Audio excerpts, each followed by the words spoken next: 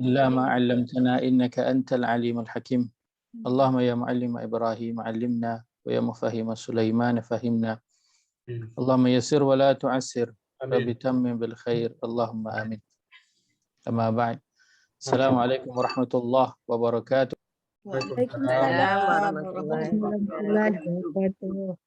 Alhamdulillah, kita bertemu lagi pada malam ini. InsyaAllah kita menyambung rancangan pada surah Al-Hasyr pada ayat yang ke-22.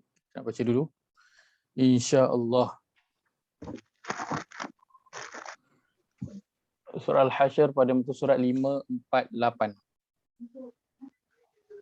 Surah 548 ayat yang ke-22. Baik, Allah berfirman, A'udzu billahi minasy syaithanir rajim. أعوذ بالله من الشيطان الرجيم. Huwallahu alladzi la ilaha illa hu. والله الذي la ilaha illa hu Alimul ghaibi wasyahadah. alimul ghaibi syahadah Huwar rahmanur rahim. هو الرحمن Rahim. Baik, terjemahan. Dialah Allah yang tiada Tuhan melainkan Dia, yang mengetahui perkara yang gaib dan yang nyata. Dialah yang Maha Pemurah lagi Maha Penyayang. Baik. Kita telah melihat pada sesi yang lepas mengenai pada penghujung 3 ayat yang terakhir surah Al-Hasyr ini, Allah mulakan dengan perkataan huwallah. Allah. Dan setelah pelbagai cerita yang Allah bawakan dalam surah Al-Hasyr, pelbagai keajaiban, perkara-perkara yang tidak mampu dilakukan oleh manusia, kemudian Allah suruh manusia itu bertakwa, membuat persediaan hari esok. Kemudian Allah cerita mengenai Al-Quran yang dengannya gunung ganang menjadi pecah belah, maka Allah sebutkan bahawa dialah Allah. Baik, kenapa? Kerana Allah nak apa sahaja yang kita hadapi dalam kehidupan kita. Kita kadang ada juga hadapi situasi yang kita rasa macam tak boleh buat, kan? Tapi jadi, kan? Nak masak tu rasa macam tak edit, tiba-tiba jadi, kan? Nak interview ke rasanya tak dapat, tiba-tiba dapat. Nak apa, buat projek rasanya tak boleh nak habiskan, tiba-tiba habis, kan? Dan sekian banyak perkara yang terjadi dalam kehidupan kita yang kita tak sangka perkara itu boleh terjadi ataupun boleh kita dapatkan, tapi kita dapat. Maka itu semua dia membawa kepada huwallah. Dialah Allah yang mampu melakukan sesuatu perkara itu dengan keinginannya. Baik. Allazi la ilaha illahu, tiadalah Tuhan yang berhak. Ada terjemahan yang tidak ada Tuhan melainkan Dia. Kalau terjemahan yang panjang sikit adalah tiadalah Tuhan yang berhak disembah ataupun diabdikan diri melainkannya. Kerana bila Allah sebut namanya Allah, maka yang diinginkan daripada hamba-Nya itu adalah mengabdikan diri kepada Dia. Mengabdikan diri kepada Dia. Alimul ghaib, yang mengetahui perkara yang gaib. Dimulakan menyebut bahawa dirinya itu satu zat yang mengetahui perkara yang gaib, iaitu perkara yang tidak diketahui oleh manusia semuanya. Sebagai manusia, kita mungkin tahu perkara yang orang tak tahu, kan? Lalu kita kata, oh, aku tahu perkara yang gaib, kan? Bukan sebab kita tahu sesuatu yang semua orang tak tahu, tak. Cuma ada sebahagian orang tak tahu yang perkara yang kita tahu. Maka itu tidak dinamakan mengetahui perkara yang gaib. Mengetahui perkara yang gaib ialah mengetahui sesuatu yang orang lain semuanya tak tahu. Kalau ada orang yang tahu, makanya tak gaib lah perkara itu. Perkara itu dah tak jadi gaib dah. Sebab ada orang yang tahu dah. Maka Allah dengan yakinnya dia mengatakan bahawa dia dah alimul ghaib, satu zat yang mengetahui perkara yang gaib. Baik. Mengapa Allah memperkenalkan sifatnya yang awal itu adalah alimul ghaib, kerana dengan kepercayaan seseorang kepada Tuhan yang maha mengetahui perkara yang gaib, itu akan membantu dia dalam nak mengabdikan diri kepada Allah. Dan bila dia tahu Tuhan yang ilah itu, yang dia abdikan diri itu, dia mengetahui perkara yang gaib, maka dia akan berbeza perasaannya ketika mana dia menyembah Tuhan tersebut berbanding dengan Tuhan yang dia perkara yang gaib, dia pengetahuan dia sama je dengan kita. Tak adalah dia punya special tu kan, sebab pengetahuan dia sama je dengan kita. Baik. Dalam Quran Allah sebutkan beberapa perkara yang mengenai perkara yang gaib. Kehebatan Allah SWT dalam mengetahui perkara yang gaib. Kita lihat pertama pada surah yang ke-6 ayat ke-59.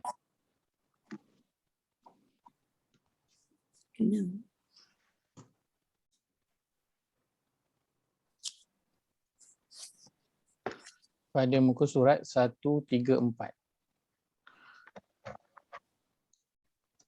Surah Al-An'am, surah yang ke-6 ayat ke-59, muka surat 134.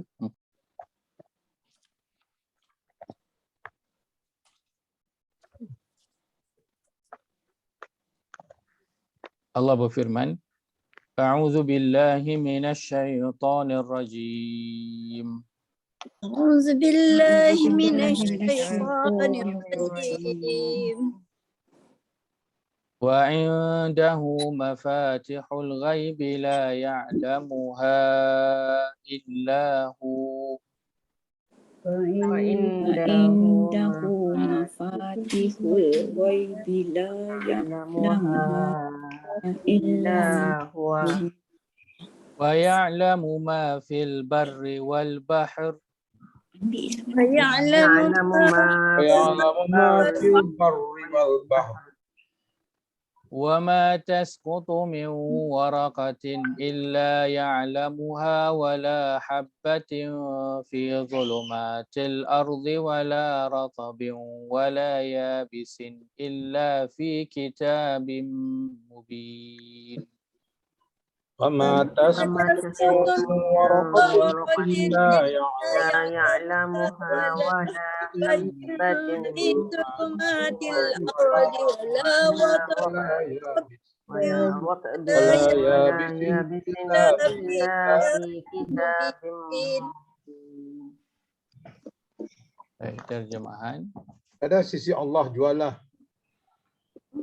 Pada sisi Allah jualah anak kunci perbendaharaan segala yang gaib. Tiada sesiapa yang mengetahuinya melainkan dia sendiri. Dan dia mengetahui apa yang ada di daratan dan di lautan. Dan tidak gugur sehelai daun pun melainkan dia mengetahuinya. Dan tidak jatuh sebutir biji pun ke dalam kegelapan bumi. Dan tidak gugur yang basah dan yang kering melainkan semuanya ada tertulis dalam kitab yang nyata, yakni Lauh Mahfuz. Baik. Pada ayat ini Allah nak buat apa? Allah nak menunjukkan pengetahuannya tentang perkara-perkara gaib. Dan Allah sebutkan beberapa perkara sahaja. Pertama Allah sebut kesemua ini Allah namakan sebagai mafatihul ghaib, sebagai kunci perbendaharaan segala yang gaib. Okay. Namanya mafatihul ghaib. Anak kunci perbendaharaan segala yang gaib. Baik. Pertama yang sebut wa ya'lamu ma fil barri wal bahr. Allah dialah mengetahui yang ada di darat dan juga yang ada di laut. Baik, di darat mungkin manusia rasa dia apa? Tahu. Dia tahu. Manusia rasa dia tahu, rasa dia hero kat sini kan. Dia rasa selamat di sini. Tetapi bila sampai kat sini apa jadi? Kan. Pertama, lautan dikenali. Kalau saya dulu belajar literature kan, apa tajuk dia? Tak ingatlah. Kan. Treasure Island. Itu Treasure zaman Island. bila? Zaman bila tu? Masa saya kecil. Treasure Apa yang Island. nama dia menjadi treasure tu? Yalah, Tak dia ingat. kata pasal laut. Itulah. Tapi dia ada sebut perkataan laut dan saya memang ingat sampai hari ini. Kenapa Pelayaran digunakan Sinbad. perkataan Pelayaran laut? Sinbad. Kerana digunakan perkataan laut dalam sajak ataupun syair itu kerana laut dia adalah satu perkara yang remain unknown. Dia satu perkara yang remain unknown. Sampai bila pun tak tahu benda yang ada dalam tu, tak tahu. Kan? Mungkin kalau manusia mungkin boleh tahu tapi dia tak tahu semua apa yang ada di keluasan laut tu, tak akan boleh tahu. Maka dia melambangkan satu yang unknown. Tak tahu apa benda. Sampai bila-bila pun manusia tak akan boleh nak tahu apa benar-benar yang ada di dalam di dalam laut itu. Baik. Maka kalau kita lihat pada bahagian yang pertama, Allah itu dia mengetahui apa yang berada di bumi. Di bumi ini mungkin manusia kata dia tahu. Sedangkan banyak je lah yang manusia tak tahu. Kan? Tapi bila cerita tentang laut, manusia akan terus angkat tangan. Memang dia tak boleh nak tahu kebanyakan benda yang berada di laut. Tak boleh nak cakap. Even manusia dah mengkaji tentang laut, kan? Masih lagi tak boleh nak apa? Tak boleh nak agak. Kan?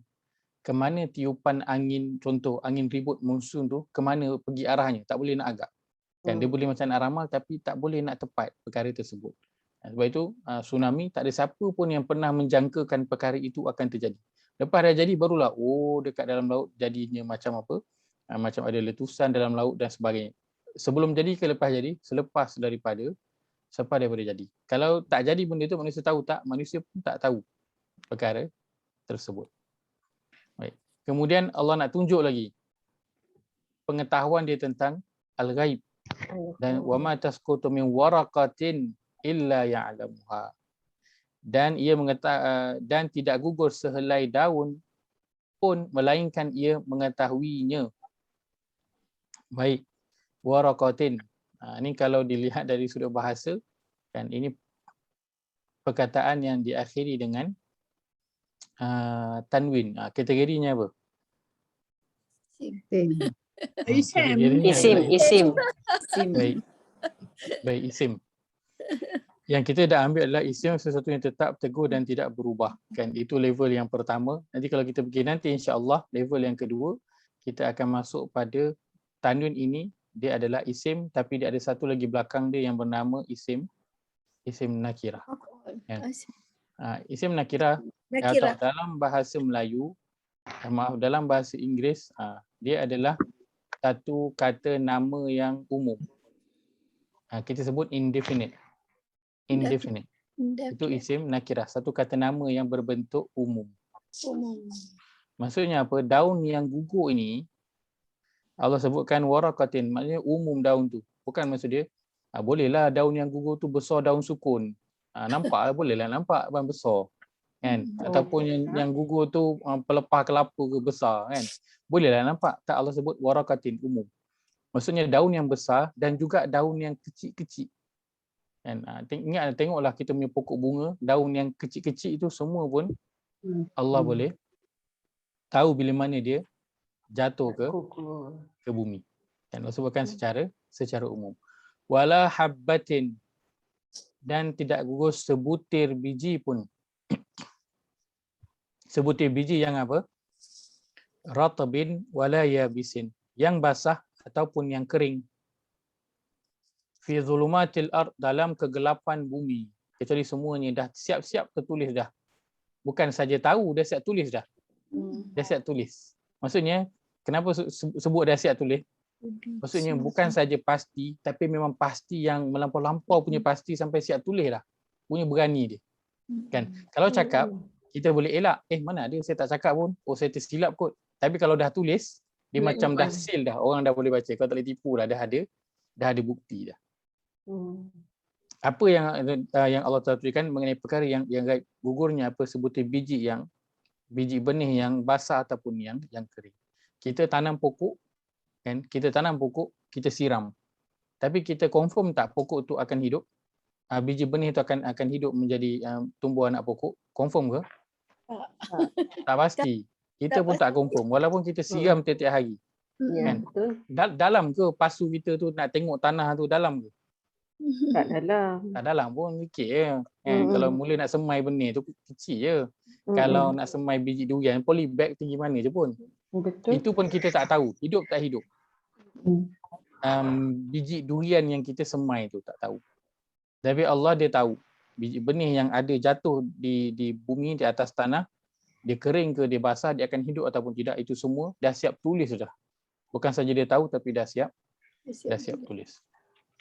Maka ini Allah nak menunjukkan dia adalah alimul ghaib. Satu zat yang mengetahui perkara yang gaib. Kan? Maka manusia kalau dia ragu dengan Allah SWT, kenapa Allah beritahu? Kerana Allah nak tunjukkan yang dia benar-benar tahu perkara yang gaib. Dan Allah sebutkan semua perkara ini semua kita boleh lihat depan mata. Daratan, lautan, daun dan juga biji benih, ini semua kita boleh lihat depan mata. Dan Allah begitulah dalam memberi perumpamaan disebutkan perkara-perkara yang boleh dilihat di depan mata. Baik. Kita lihat surah yang ke-31 ayat ke-34. Pada muka surat 414. Muka surat 414, surah Luqman, surah ke-31 ayat ke-34, ayat yang terakhir. Allah berfirman, A'udzu billahi minasyaitonir rajim. A'udzu billahi minasyaitonir rajim. Innallaha 'indahu 'ilmus sa'ah Innallaha indahu sa'ah wa yunazzilul ghaitha wa ya'lamu ma fil arham وينزل الغيث ويعلم ما في الأرحام وما تدري نفس ماذا تكسب غدا وما تدري نفس ماذا تكسب غدا وما تدري نفس بأي أرض تموت وما تدري نفس بأي أرض تموت إن الله عليم خبير. إن الله عليم خبير. Terjemahan. Sesungguhnya di sisi Allah sahajalah pengetahuan tentang hari kiamat, dan dialah jua yang menurunkan hujan dan mengetahui dengan sebenar-benarnya tentang apa yang ada di dalam rahim ibu yang mengandung, dan tidak ada seorang pun yang mengetahui apa yang akan diusahakannya esok, dan tidak ada seorang pun yang dapat mengetahui di bumi, yakni negeri manakah dia akan mati. Sesungguhnya Allah Maha mengetahui lagi Maha mengetahui secara mendalam sesuatu yang tersembunyi. Baik. Ayat ini juga termasuk dalam ayat tadi, iaitu apa? Mafatihul ghaib. Anak kunci perkara-perkara ghaib. Allah sebutkan yang pertama apa yang dia tahu, innallaha indahu ilmus sa'ah. Pertama, dia ada pengetahuan tentang hari kiamat. Kemudian, dialah jua yang menurunkan hujan. Kedua, kemudian dia yang mengetahui sebenar-benarnya tentang apa yang ada dalam rahim ibu. Yang ketiga, tiada seorang pun yang betul mengetahui apa yang akan diusahakannya esok sama ada baik atau jahat. Ini yang keempat. Dan tiada seorang pun yang dapat mengetahui di bumi negeri manakah ia akan mati. Ini yang kelima. Maka 5 perkara ini, kalau kita fikirkan, mana yang satu yang kita tahu? Apa yang nak diusahakan esok mungkinlah. Sebab besok pergi kerja, dia tahu dia pergi kerja je. Baik. Bila kita cerita tentang innallaha indahu ilmus saah, Allah dialah yang mengetahui hari kiamat. Ada tak manusia akan argue tentang perkara ini? Kata saya tahu. Tak tahu. Tak Tak ada. tahu. Okey, part yang ni manusia pas. Wa yunazzilul ghais, dan dialah yang menurunkan hujan. Ini apa? Memang dia yang menurunkan Memang- hujan. Tapi memang bila tu tak tahu. 50-50. Baik. Wa ya'lamu ma fil arham. 50-50 juga. Sebab apa? Kan ada hospital, klinik yang boleh tengok apa yang ada dalam rahim, betul tak? Wa ma tadri nafsum madza taksibu ghadan. Dia tak ada seorang pun yang tahu apa yang akan diusahakannya esok. Ini pun orang 50-50. Sebab apa? Dia dah rancang dah hidup dia. Wa ma tadri nafsum bi ayyi ardin tamut, dan tidak ada satu diri pun yang tahu di mana dia akan mati. Maka Dia ini tak tahu. manusia memang ngakulah dia tak tahu. Baik, maka tinggal 3 perkara. Tentang hujan, turunkan hujan, tentang kandungan, tentang Mati. untung rugi. Rugi. Rugi. Untung Esok. rugi. Apa yang dia akan dapat esok? Besok untuk rugi. Apa yang akan diusahakannya esok. Oh. Perkataannya adalah taksibu. Tak sibuk. Taksibu ni daripada kaf, sin, ba. Maksudnya usaha yang mendatangkan sesuatu keuntungan. Satu usaha yang mendatangkan keuntungan. Maksudnya kalau dia bisnes, untung rugilah. Kalau dia bekerja pun untung rugi juga. Sebab apa? Kan kalau dia tak pergi kerja, potong gaji lah. Kan? Itu masuk dalam yang pendapatan dia. Masuk dalam bahagian pendapatan. Pendapatan. Baik. Maka 3 daripada 5 kan, manusia rasa macam saya tahu kan, mengenai perkara itu. Antaranya yang pertama ialah menurunkan hujan. Kita kan ada pembenihan Weather awan. bekas. Kita ada pembenihan awan. Betul tak? Dia Betul. tak. Dia hanya boleh ni je, dia boleh agak-agak Ustaz. Tapi dia tak tahu kuantiti dia Ustaz. Maksudnya? Ya, berapa titik hujan yang turun di Taman Tun hari ni? Oh, itu yang Allah masukkan dengan menurunkan hujan. Bahagian ni. Dia tahu kuantiti dan dia tahu lama mana hujan tu dia nak turun, lebat mana dan kuantiti mana. Oh, baik. Jadi dia tahu kuantiti berapa banyak yang akan turun hujan, tempoh lama mana akan turun hujan di satu tempat. Baik. Ini yang mana yang Allah tahu, yang manusia tak boleh nak tahu. Baik. Allah kata wa inazul ghais, dia yang menurunkan hujan. Baik. Kalau saya tanya, ayat tu jelas tak? Apa maksud menurunkan hujan? Menurunkan hujan lah. Kan? Dan juga Baik. Ustaz, jenis hujan kita tak tahu. Jenis hujan. Tiba-tiba turun bola golf. Macam batu. Dan ais. Ada ais. Ais. Tiba-tiba turun Macam snow. batu. Salji. Salji. Hujan batu. Hujan batu, salji. Baik. Maka 3 perkara ini aja sebabkan kuantiti, tempoh dan juga jenis hujan itu manusia tak boleh nak agak. Tapi manusia boleh agak hari nak hujan. Mendung. Baik. Maka Allah sebut tentang perkara ini ialah dia mengetahui perkara yang gaib, iaitu dialah yang menurunkan hujan. Allah sebut secara umum dia yang menurunkan hujan. Maksudnya semua termasuk dalam tu. Allah tahu kuantiti hujan yang nak turun, tempoh, waktu masa bila turun, pagi, tengah hari, petang, malam, tempoh berapa lama, jenis hujan yang akan turun, hujan renyai ke, hujan lebat ke, dan sebagainya. Baik. Tapi sebagai manusia, dengan ilmu yang Allah berikan kepada dia, dia telah berjaya membuat satu penemuan, iaitulah pembenihan awan. Pembenihan awan. Kan? Lalu mereka mengatakan, ni saya cerita tentang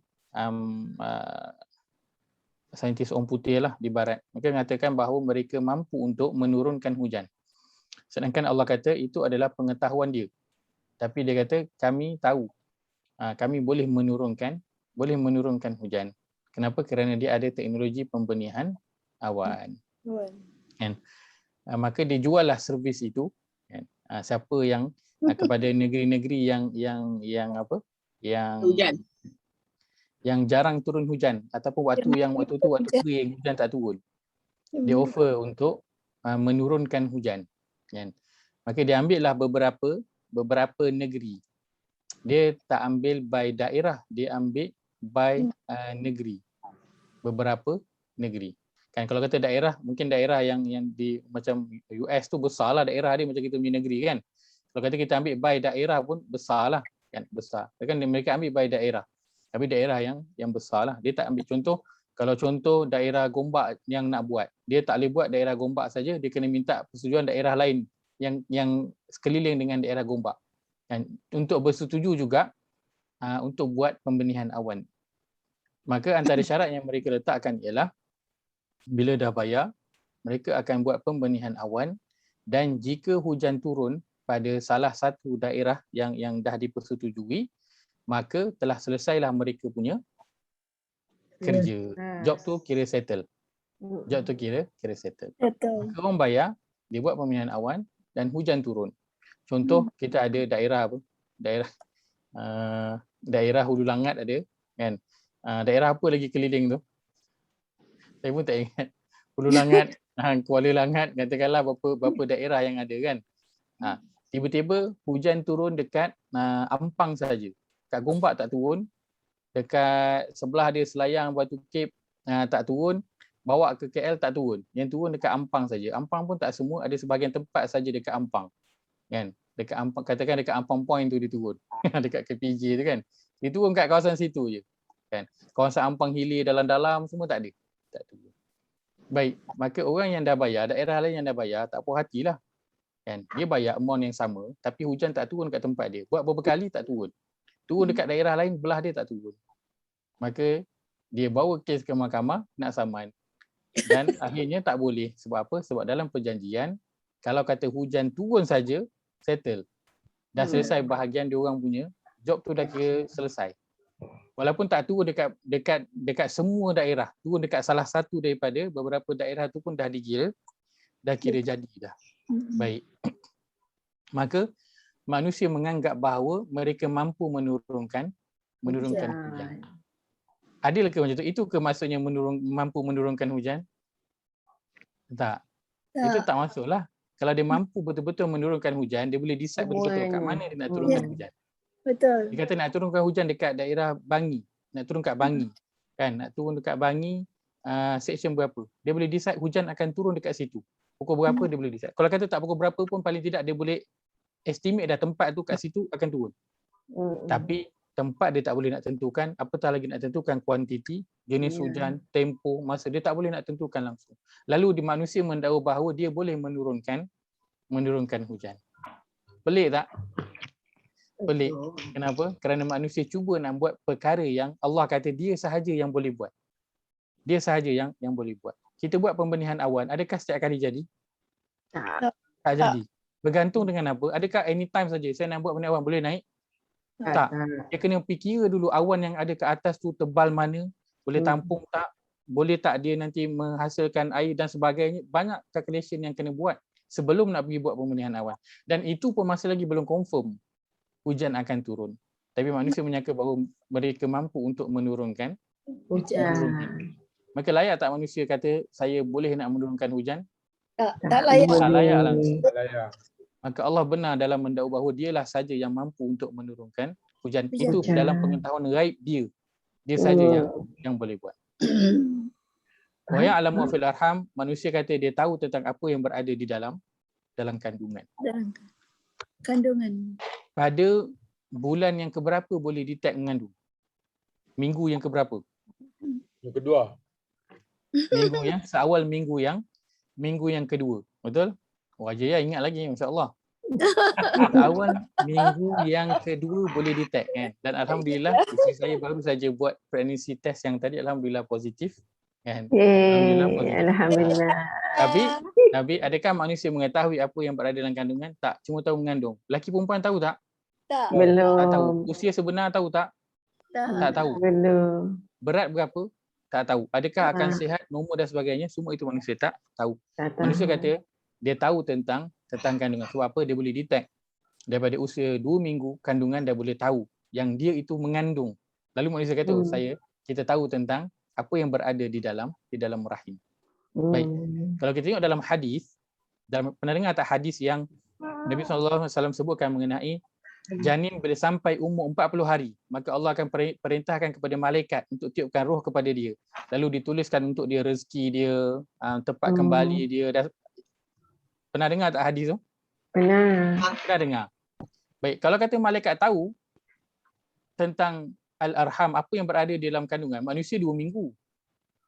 2 minggu. Malaikat berapa? Malaikat dalam tempoh 40 hari dia boleh tahu mengenai perkara-perkara tersebut. Baik.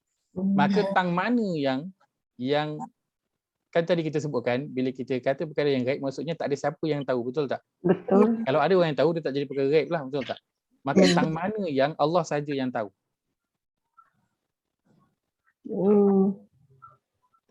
Permulaan. Bercamah lah. Dari mula bercamah lah. Daripada mula. Kita tak tahu waktu bila suami isteri tu bersama, bila jadi. Betul tak? Itu Bukan tak setiap kali bersama jadi, betul tak? Betul. Kita tak tahu. Maka tapi Allah tahu tak perkara tu? Dia tahu. Allah tahu. Mengetahuinya. Katakan kan, sebab saintis, saya bacakan, mereka cuba nak tahu nak kaji mengenai janin ini seawal yang boleh. Lalu mereka cuba nak mengambil air mani yang telah bercantum, kan? Lalu dia nak kaji tentang itulah kan. Yang paling kecil kan zygote, sebelum zygote tu kecil lagi daripada tu, dia cuba nak kaji. Kan? Akhirnya mereka membuat keputusan bahawa mereka tak boleh nak dapatkan apa maklumat pun daripada, kalau kita kata besar kacang, biji kacang kecil tu kan, kacang hijau kecil lagi daripada tu lah. Kan? Dia tak dapat nak buat apa-apa. Kenapa? Kerana mereka bimbang kalau dia tarik sesuatu daripada biji, kita katakan kacang lah, yang janin yang sebesar kacang itu, mereka tak tahu kod mereka tarik itu tangan ke, tarik itu kaki ke, tarik itu jantung ke, mereka tak tahu. Maka mereka tak boleh nak mengkaji mengenai perkara tersebut. Tapi Allah dah tahu tak bentuk-bentuk rupa dia, tang mana dia punya kaki, jantung dan sebagainya. Allah tahu. Allah tahu. Maka manusia mendakwa bahawa mereka tahu apa yang berada di dalam kandungan. Sedangkan perkara itu adalah perkara yang gaib yang hanya Allah saja yang tahu.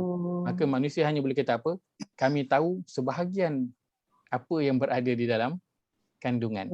Tetapi Allah, dia boleh cakap terus. Dia tahu apa yang berada di dalam kandungan. Sebab apa? Memang Allah tahu semuanya proses tu daripada mula sampailah nanti sampai lahir, dilahirkan. sampai dia mati. Itulah dia alimul ghaib, zat yang maha mengetahui perkara yang betul-betul tahu. Kalau setakat tahu sikit-sikit, orang kata jangan sembanglah cakap tahu. Cakap je saya tahu sikit. Saya tahu sikit, saya tahu sebahagian sahaja. Jangan cakap saya tahu. Manusia kata dia tahu tentang apa yang berada di dalam kandungan dan cuba berusaha nak mengkaji juga. Allah kata dia yang tahu apa yang ada di dalam rahim. Manusia kata tak, dia boleh kaji dengan teknologi yang ada. Kaji demi kaji, akhirnya bertemu dengan jalan buntu. Yang keempat, manusia dia boleh mengagak untung rugi yang dia akan hadapi pada esok hari. Dan orang yang mengikut kira-kiranya, kan, tahun lepas dia dah untung puluhan juta, kan, ataupun semalam, kan, dia close account baru je untung puluhan ribu ataupun ratusan ribu, keesokan harinya lockdown. Dia tahu tak? Tak tahu. Akhirnya apa? Akhirnya yang dah juta tu habis, tutup terus. Adakah dia tahu apa yang akan terjadi esok? Tak tahu. Tak tahu. Maka manusia tahu tak apa yang akan diusahakan hari esok? Dia tak tahu. Kita baca ramalan cuaca, besok akan hujan. Keluar nak pergi kerja, bawa lah payung, pakailah baju hujan. Sampai ke ofis panas terik. Daripada keluar rumah sampai ke ofis panas terik. Kita baca ramalan cuaca, hari ni cerah. Naik motor baru je keluar rumah, 200 meter hujan lebat, basah habis. Adakah manusia tahu apa yang akan terjadi pada esok?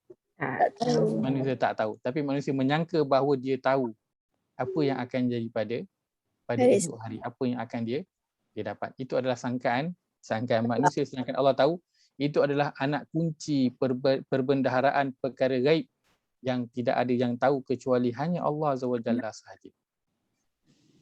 Maka kenapa manusia merasa hebat kan? Dengan kajian dan juga ramalan yang dia lakukan itu, dia rasa dia dah tahu. Kenapa dia rasa syok dengan sebahagian ilmu yang Allah bagikan tentang hujan, tentang dalam kandungan, lalu dia rasakan aku dah tahu banyak dah tentang, aku dah tahu dah apa kandungan ni, aku pegang-pegang je aku dah tahu dah. Kan? Kenapa dia boleh rasa macam tu? So, itu semua adalah ilmu-ilmu gaib Allah Azza wa Jalla yang manusia kena akui dia tak tahu apa-apa kecuali apa yang Allah berikan kepada dia sahaja.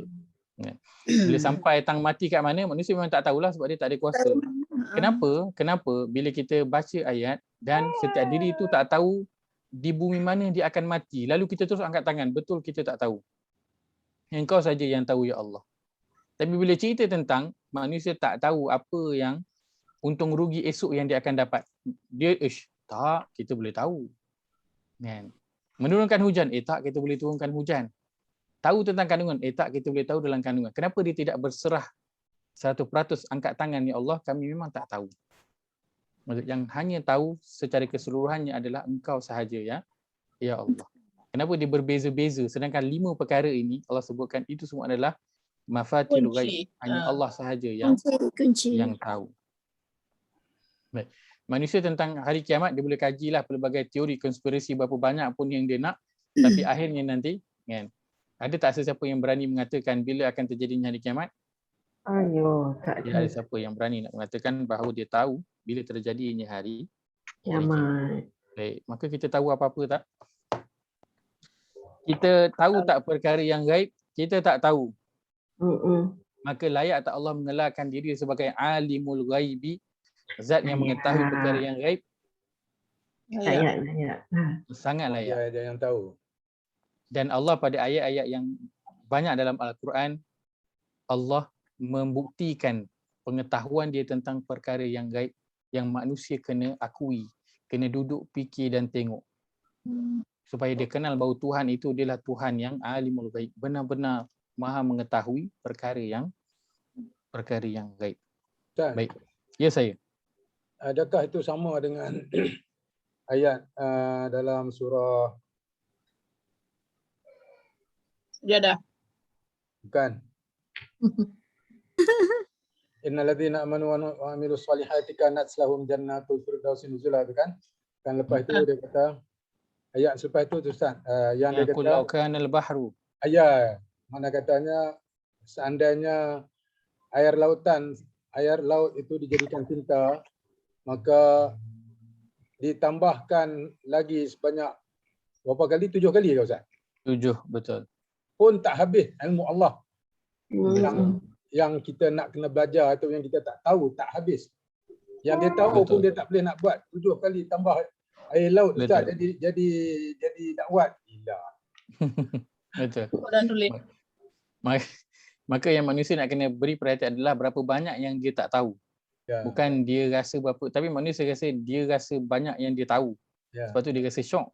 Dia tak lihat pada berapa banyak je yang dia tak tahu tak tahu. sebenarnya.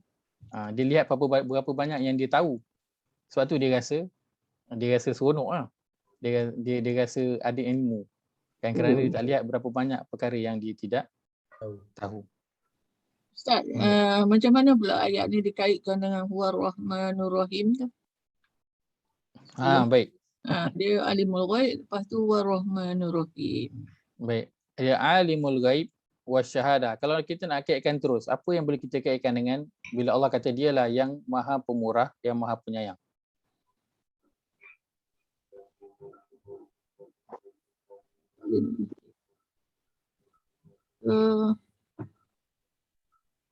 Ialah Allah yang tiada Tuhan melainkan Dia, yang mengetahui perkara yang gaib. Yang nyata, Dialah Allah yang maha penyayang. Aduh. Baik. Pengetahuan Allah tentang perkara-perkara yang gaib. Juga wasyahadah, perkara-perkara yang Yang nyata. Nyata. Baik, kalau kita cerita tentang nyata, tak apalah, semua orang boleh nampak. Tapi tentang gaib ini yang baik. Perkara-perkara yang gaib ini, kan kita tahu tak apa perkara buruk yang nak terjadi kepada kita kejap lagi? Tahu. Tak tahu. Tak tahu. Tapi siapa yang tahu? Allah. Allah, dia tahu. Maka tenang tak hati bila rasa Tuhan yang dia tahu perkara yang gaib ini, dia juga adalah Tuhan yang Maha Pemurah, dia Tuhan yang Maha Penyayang, Maha penyayang. yang Maha Kasihani. Ya. Bimbang tak untuk hadapi masa depan tu? Perkara yang kita tak tahu. Ada rasa bimbang tak? Tak. Kalau kita ada penjaga, Ada penjaga. kan? Kita ada bodyguard yang dia tahu depan kan, tak payah kita cerita accident lah. Kita tengah cepat nak pergi office. Bodyguard kita tahu, bos, depan tu jam. Seronok tak rasa? Depan tu jam, kena ikut jalan lain. So kita selamat daripada jam yang sangkut setengah jam tu. Kita rushing nak pergi office. Kan, setengah jam kita dapat save masa. Seronok tak rasa?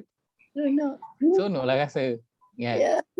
Dibayangkan bodyguard tu dia tahu apa mungkin musibah yang akan menimpa, lalu dia menjaga kita daripada ditimpa musibah tersebut. Dan masih kita tak tahu pun kita terlepas daripada musibah tersebut. Bila kita nak tahu? Nanti bila di akhirat kita akan tahu nanti betapa Ar-Rahman ini dia banyak menyelamatkan kita daripada perkara-perkara yang kita tak tahu akan menimpa, perkara buruk yang akan menimpa kita. Maka Tuhan yang mengetahui perkara gaib, dia juga Tuhan yang maha penyayang. Maha penyayang. Tuhan yang maha penyayang. Baik. Ar-Rahman, Tuhan yang maha pemurah, Allah, dan dengan pengetahuan di perkara yang gaib, dia kedekut tak untuk nak turunkan hujan? Dia tak kedekut untuk turunkan hujan. Dia maha pemurah. Dia turunkan hujan. Dia kedekut tak untuk bagi rezeki untuk kita pada esok hari yang kita tak tahu pun esok apa yang kita akan dapat? Ya, tak. Dia maha pemurah untuk bagi. Ar-Rahman. Bagi kepada kita rezeki dan sebagainya. Maka Tuhan yang mengetahui perkara gaib yang banyak yang kita tak tahu, membuatkan kita rasa tenang. Kenapa? Kerana yang macam mana cakap kalau kita boleh letakkan diri kita dalam budak yang berumur 8 bulan 9 bulan, budak yang berumur setahun, kan? Kita tengok betapa mak ayah dia kan sepanjang masa duk orang putih kata apa, keep eyeing, duk tengok dia kan, mengawasi sentiasa kan. Dia makan apa tengok kan, tangan tu dia merangkak tengok ada sumbat apa dalam mulut kan. Berjalan tengok terjatuh ke, main apa ke, sentiasa memerhatikan budak yang kecil, betul tak? Ya, betul. Maka rasa kalau kita tengok keadaan tu, rasa selamat tak anak tu dengan mak bapaknya sentiasa mengawasi anak tersebut? Rasa selamat lah, Ustaz. Rasa selamat kan. Seorang anak budak kecil yang budak umur setahun kan, dia contoh dia nak main pisau, mak dia ambil pisau daripada tangan tu, dia ingat tak nanti bila dia besar mak dia pernah selamatkan dia main pisau daripada luka? Dia ingat tak? Tak ingat. Dia tak ingat perkara tu, remain perkara yang dia tak tahu. Begitu juga kita, banyak perkara yang kita tak tahu yang Allah dah selamatkan kita. Jadi nanti kita akan tahu bila nanti di akhirat bila Allah tayangkan balik. Dan Allah tengok kalau tak macam ni aku selamatkan jadi macam ni. Kan? Mungkin kita tak hadapi situasi tu, tapi pernah tak kita tengok video kan yang orang dia tengah jalan ada kaca cermin yang besar jatuh, betul-betul jatuh sebelah dia, bukan kat dia, sebelah dia, betul sebelah. Orang yang dia nak lintas jalan raya, tiba-tiba ada kereta terbabas ke lori terbabas, saling berlanggar, berpusing-pusing tapi tak langgar dia. Kan pernah viral sekejap video yang orang tu dia tengah berdiri tunggu bas, kaki dia digigit semut api mungkin. Lepas tu dia encet ke belakang. Lepas tu dia marah-marah kat semut tu dan akhirnya dia berdiri ke belakang sikit. Lepas pada tu kereta terbabas pergi ke tempat yang dia berdiri asalnya tadi tu. Siapa yang buat semua tu? Alimul ghaib. Allah. Zat yang mengetahui perkara yang gaib, yang buat perkara tersebut. Kenapa? Kerana dia adalah Tuhan yang Ar-Rahman, Tuhan Ar-Rahim, Tuhan yang maha pemurah, Tuhan yang maha penyayang. Baik, maka Tuhan yang mengetahui perkara yang gaib, ini perkara yang pertamanya kita kena imani. Dan yang keduanya, ini perkara yang kita nak kena fahami bahawa manusia tidak tahu perkara yang gaib. Siapa pun dia. Kerana betapa ramai manusia yang tertipu kan, dengan orang yang dia kata dia tahu benda-benda yang gaib ni.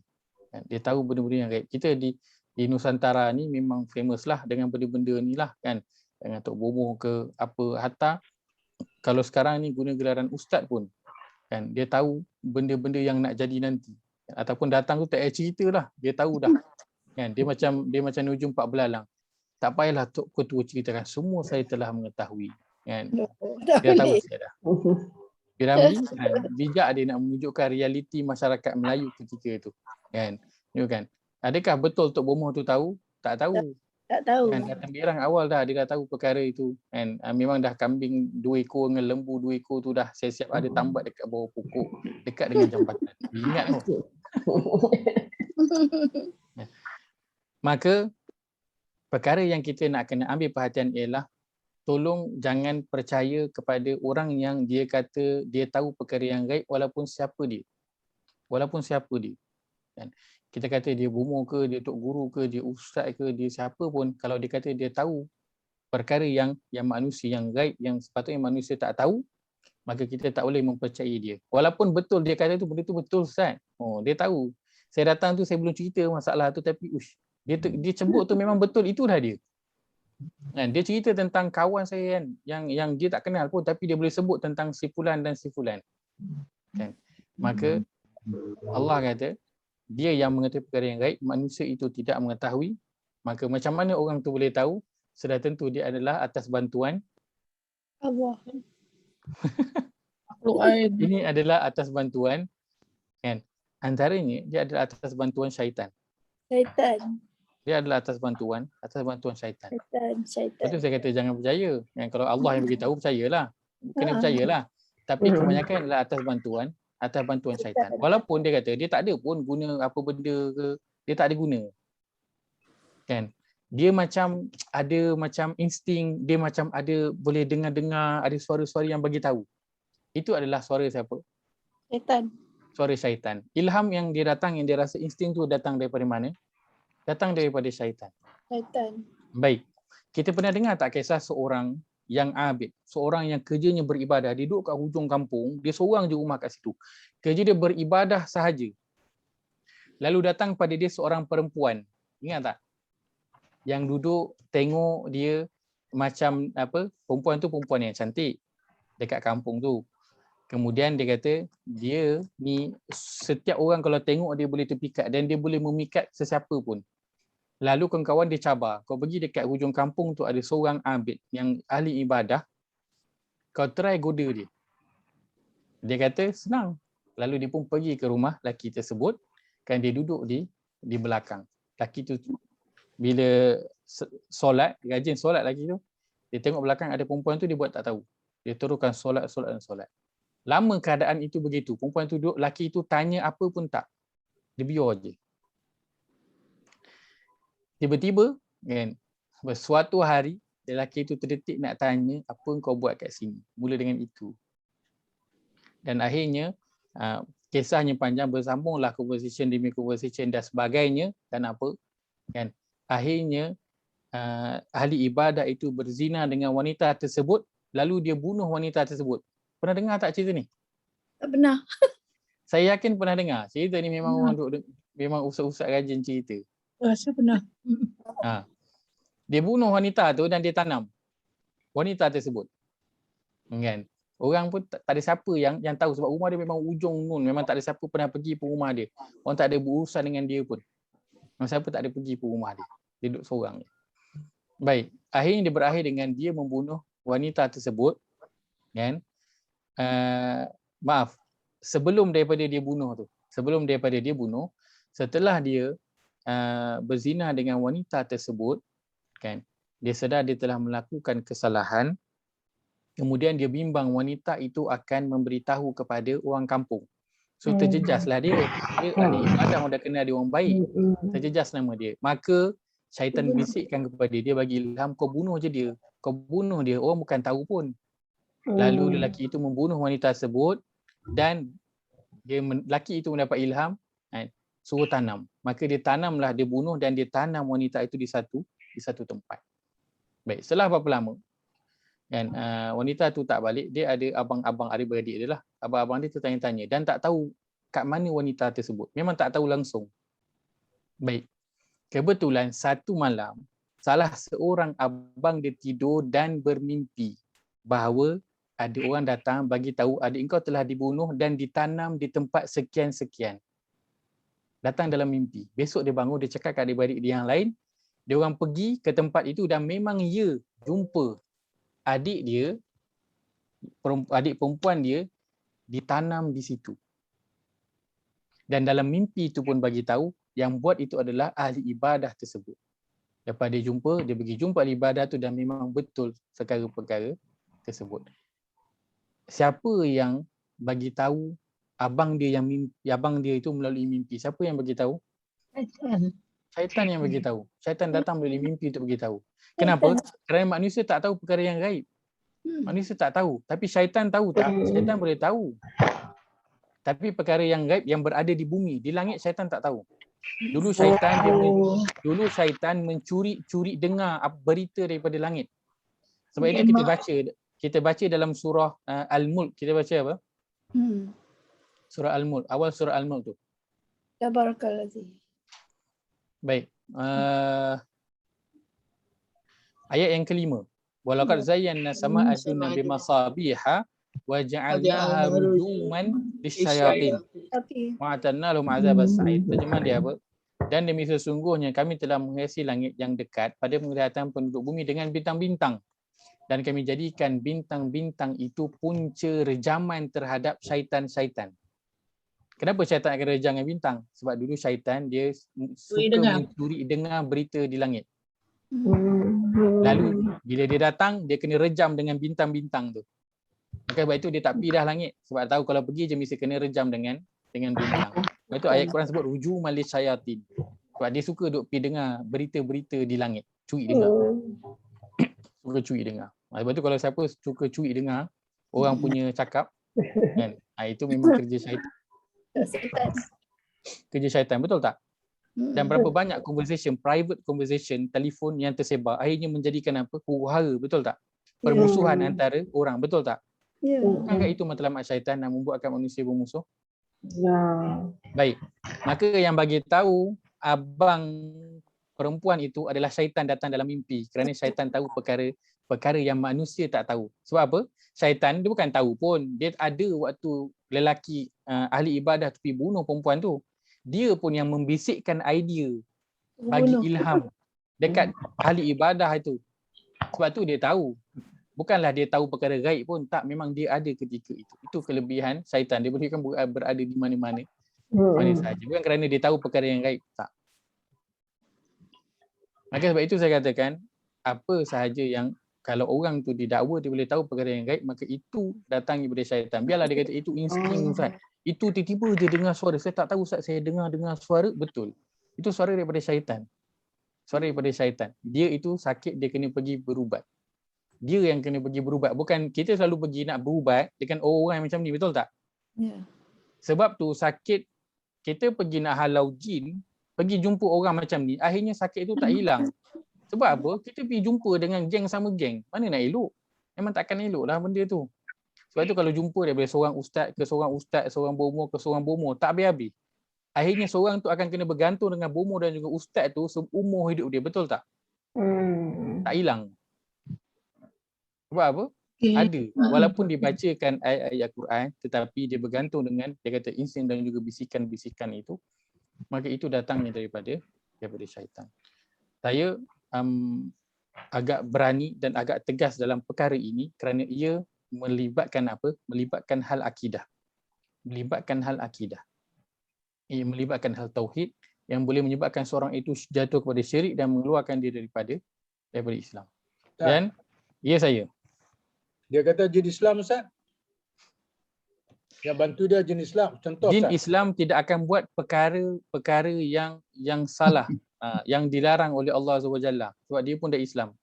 dia termaktub dengan undang-undang Islam juga. Jadi dia tak akan buat perkara-perkara yang salah. Bahkan jin Islam dia akan berpegang dengan Al-Quran, dengan agama kuat lebih daripada manusia.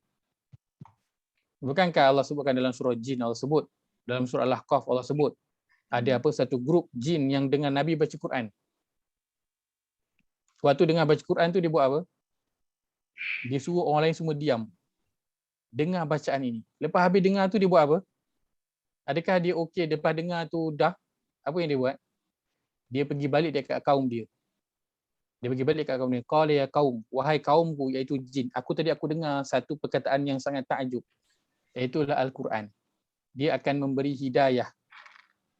Dia terus pergi berdakwah. Jin, dia dengar Quran. Dia bukan belajar, bukan masuk kelas tadabbur pun. Dia bukan baca Al-Quran khatam pun. Tak, dia cuma dengar waktu tu Nabi baca. Dia beriman, dia tahu ini adalah hudan, petunjuk dan juga rasyada. Lalu dia pergi berdakwah kepada kaum jin dia. Maka jin, hatta jin Islam, dia tak akan melakukan perkara yang salah. Wallahu a'lam. Baik, ala kulli hal saya tahu perkara ini perkara yang sensitif dalam kalangan kita. Saya memberi peringatan kepada kita atas al-ikhwah fillah. Atas kerana saya sayangkan semua. Perkara ini dia macam samar-samar. Perkara yang sama. Kita mungkin betul, mungkin tak betul. Macam kita pun macam betul ke tak betul, kita macam sama-sama perkara ini. Maka dalam agama Nabi SAW sebutkan apa? Tinggalkan perkara yang engkau ragu-ragu dan ambil perkara yang tak ragu-ragu. Dan Nabi kata jangan bermain di pinggir-pinggir pagar. Jangan bermain-main dengan perkara-perkara yang kau sama-sama ni. Dia nanti akan jadi ibarat pengembala yang kambing dia pergi main dekat sempadan pagar tanah orang. Akhirnya nanti satu hari dia akan pergi masuk juga dekat tanah orang sebelah tu. Dia akan berakhir dengan begitu. Dan saya juga sebelum ni tak berapa aware sangat tentang perkara ini kan. Tapi sebab saya pernah sebutkan sebelum ni kan, isteri saya dia memang diuji dengan perkara ini daripada umur dia berapa belas tahun. Umur dia waktu sekolah rendah lagi. Tak. Waktu tingkatan 1 umur 13 diuji dengan perkara ni, gangguan kan. Dia pergi kepada satu ustaz, kepada satu kita panggil macam bomoh ke satu bomoh kan. Macam-macam lah, dah mandi air 7 telaga, dah pergi mandi kat laut ya, open sea, dah pergi mandi macam-macam mandi dah macam-macam lah yang dibuat kan. Tapi akhirnya sakit itu tak pernah juga elok kan. Dan memang saya sendiri waktu lepas kahwin pun dibawa pergi jumpa dengan seorang ustaz tu, dia buta. Kita datang je dia boleh tahu dah. Dia boleh agak dah, ini ada orang ikut ni, ada yang mengikut, ada yang duduk kat pinggang, ada yang bertenggek kat belakang, dia tahu. Semua berada dia buta. Kan? Tapi lepas kita belajar, kan, saya waktu tu saya tak kisah sebab keluarga saya tak ada sejarah yang kena gangguan dan sebagainya. Jadi saya tak ambil pot sangat. Tapi lepas saya kahwin, isteri saya begitu, saya mula belajar dan dia pun banyak belajar dan baca. Dan akhirnya kita sedar perkara ini, Alhamdulillah kerana kan, perkara-perkara ini dia kadang kita percaya sebab apa? Yang duk cakap tu ustaz pakai kopiah baca Al-Quran dan sebagainya. Tapi sebenarnya dia adalah mainan syaitan. Itu yang bila Allah sebut mengenai syaitan, apa yang dia akan lakukan? Dia akan hiasi amalan manusia tu biar nampak elok. Hatta dalam nak berubat, kita sebutkan berubat secara Islam, kita nampak macam elok dibaca dengan ayat Quran dan sebagainya. Tapi kan ada kain kuning lah, ada kemenyan, ada limau. Kenapa kena perlu semua tu? Kalau kata memang guna ayat Quran, kenapa perlu kepada keris dan sebagainya? Kan? Kalau kata guna ayat Quran sajalah. Kan? Dan kadang bacaan ayat Quran tu pun tak difahami. Kadang dia baca doa, zikir, tahap pun tak difahami, tak pernah dengar pun daripada hadis Nabi, tak pernah dengar daripada para sahabat dan sebagainya, tak pernah dengar. Para sahabat berubat dengan Al-Quran, dia baca apa?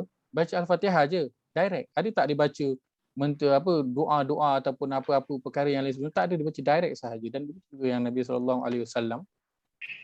contohkan. Maka kita sebut nak pergi berubat dan sebagainya, itu kita kena berhati-hati. Dan sebenarnya sebab itu Nabi SAW kan ajarkan kepada kita apa? Zikir pagi dan petang. Zikir pagi dan juga petang. Kita bila dah jadi COVID ni, barulah kita perasan. Kan kena baca apa? Bismillahirrahmanirrahim la yadurru ma'asmihi syai'un fil ardi wala fis sama' wa huwas samiul alim. Saya baca 3 kali pagi, 3 kali petang, takkan kena apa mudarat pada hari itu. Kita kenal bila? Waktu Covid. Sedangkan Nabi dah suruh kita baca sejak dulu lagi. Maka siapa yang amalkan pagi dan petang, insya-Allah syaitan takkan mengganggu dia. Takkan mengganggu keluarga dia, takkan mengganggu rumah dia. Maka sebab itu Nabi SAW sendiri kan, mengamalkan zikir pagi dan juga petang. Maka kita yang lebih terdedah dengan gangguan, mengapa tak nak beramal dengan yang memang amalan yang memang Nabi SAW lakukan, yang sahih. Kita bukan cerita amalan yang mungkin Nabi buat, mungkin tak buat, yang hadisnya dhaif ke dan sebagainya. Tak, ini memang hadis yang sahih. Memang Nabi SAW baca setiap pagi dan juga setiap petang. Kenapa kita tak lakukan? Dan inilah dia ubat yang isteri saya lakukan. Dia beramal dengan zikir pagi dan juga petang, dan alhamdulillah sampai hari ini kan, kalau kita nak cerita tentang gangguan-gangguan itu memang tetap ada kan. Kadang-kadang dia rasa dekat pelipat kaki adalah rasa-rasa kan, dekat belakang kadang ada rasa-rasa. Memang syaitan ataupun kita cerita jin ni dia memang takkan lari dengan manusia, dia memang ada. Nabi kata apa? Duduk dalam majrid dam, duduk dalam saluran darah, memang ada duduk. So kita nak buang macam mana pun dia tetap akan ada pada diri kita. Cuma kita tak nak apa? Kita tak nak dia kuasai kita. Kita yang nak kuasai dia. Kita tak nak dia yang menguasai kita. Sebab itu kita perlu kepada pendinding. Kita sebutkan mungkin nak panggil ustaz, nak dinding rumah, nak pagar rumah. Tapi dalam rumah baca Quran pun tak. Solat pun tak jaga. Macam mana pendinding itu nak berguna? Kita nak gantung ayat Quran penuh dalam Quran. Sebab apa? Nak bagi syaitan tak masuk. Tapi dalam rumah tak jaga pun amalan-amalan dalam rumah tu. Lepas tu nantilah duk naik perkara yang sama, duk timbul perkara yang sama, sakit tu berulang, kena gangguan tu berulang-ulang tak habis-habis. Kenapa? Kerana tak jaga amalan sendiri. Sedangkan Nabi SAW dah bagi pada kita amalan yang cukup dah untuk jaga. Setiap orang boleh mengubati, boleh membaca pendinding untuk diri sendiri, tak perlu orang lain. Dan apabila diri sendiri yang baca, itu yang lebih mujarab daripada orang lain. Ustaz ke, tok guru ke boleh baca kok kita berapa lama je. Kita boleh baca hari-hari setiap masa untuk diri kita.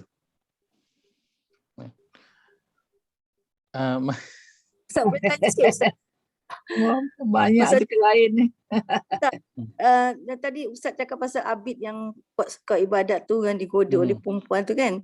Maknanya abang dia percaya dengan mimpi dia dan mimpi itu mainan syaitan. Betul tak tahu, saya rasa betul tak tahu lah, wallahualam lah. Bermakna kalau abang dia tak mimpi dan syaitan tak mainkan peranan dia, abang dia takkan tahu siapa pembunuh adik dia. Betul. Abang dia takkan tahu. Macam mana nak explain kalau dia tak percaya mimpi syaitan tak percayalah, dia takkan tahu siapa pembunuh. Wallahualam. So macam mana? Kalau dia tak percaya, dia rasa ini adalah mimpi syaitan, maka dia takkan tahulah pun kat mana sampai ke sudahlah benda tu takkan terjadilah. Maksud dia takkan tahu adiknya dibunuh dan ditanam di mana, dibunuh oleh siapa dan sebagainya. Kisah serunya takkan terjadilah kan. Tak ada ilham kan ke? Tapi kenapa syaitan pergi beritahu abang dia? Kenapa syaitan pergi beritahu abang perempuan tu yang adik dia dibunuh dan ditanam? Sebab apa? Sebab dia nak melagakan manusia, betul tak? Ya. Dia dah bagi ilham dekat abid tu, ahli ibadah tu, dia bagi ilham suruh bunuh supaya dia tak tersebar keburukan dia. Dia dah bagi bisikan, dia buat. Kan? Tapi kalau kata dia tak bagi abang dia mimpi, maka kesalahan tu dia tak jadi maksimal lagi, dia tak maksimum lagi. Sedangkan dia boleh dicambahkan lagi kan kesalahan tu ataupun perpecahan tu, maka dia dah tanam, dia bagi tahu pula abang dia, oh kena tanam kat sini, maka jadilah. Lepas tu jadilah perselisihan, kena tangkap ke, kena bunuh ke. Akhirnya kalau kata orang marah kan, bunuh kan, abang adik dia kena bunuh, dia bunuh pula abid tu. Akhirnya apa? Dua orang manusia terbunuh sebab apa? Asalnya daripada apa? Asalnya daripada bisikan syaitan sahaja. Hanya dua orang manusia terbunuh kerana bisikan syaitan sahaja.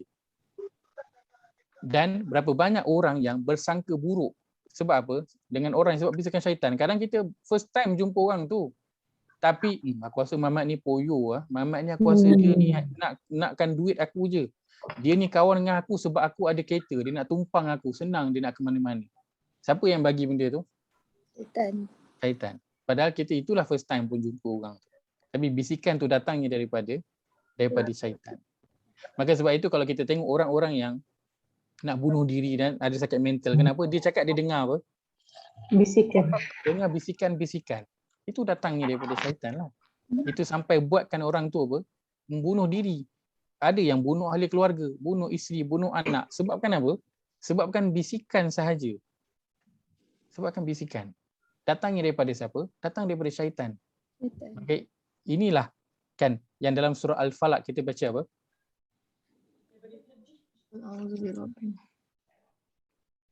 Surah Al-Falaq.